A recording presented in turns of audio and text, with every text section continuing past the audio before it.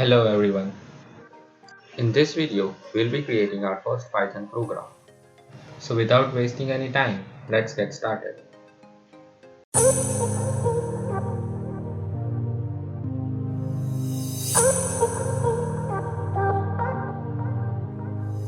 So just like any other language, our first Python program will be the Hello World program.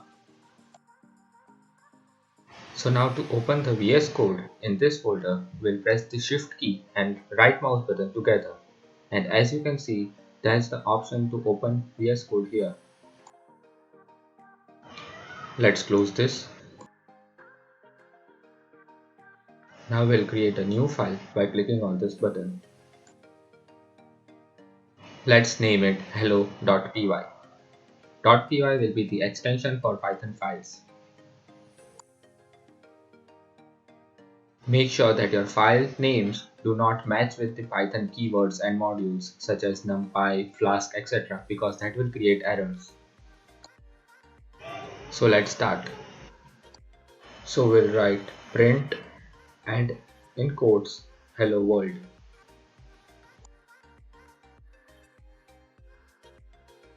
Now we have this button over here from the extension code runner to run our code directly with a single click. As you can see, we got the output hello world. You might notice that instead of the integrated terminal, we got our output in the output section over here. Now to make sure that our code always runs in the terminal, we have to change the setting. So click on this gear icon and go to settings. Now type in run in terminal in the search box. You'll find this option that says code runner, run in terminal. Check this box and you are good to go.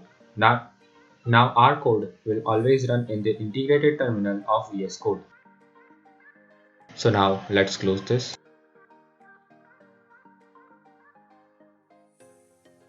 So now when we run this code, you'll see that the output will be generated in the terminal.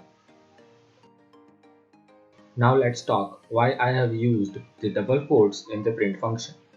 That's because here hello world is a string. So when we want to print a string, we use double quotes in the print function. Now, if we were using a variable, for example, let's create a variable x equals to 10. Now, to print the value of variable x, we will not use the double quotes. Wait, I forgot to save it. There we go. Now let's run it. So as you can see, we got 10 in the output.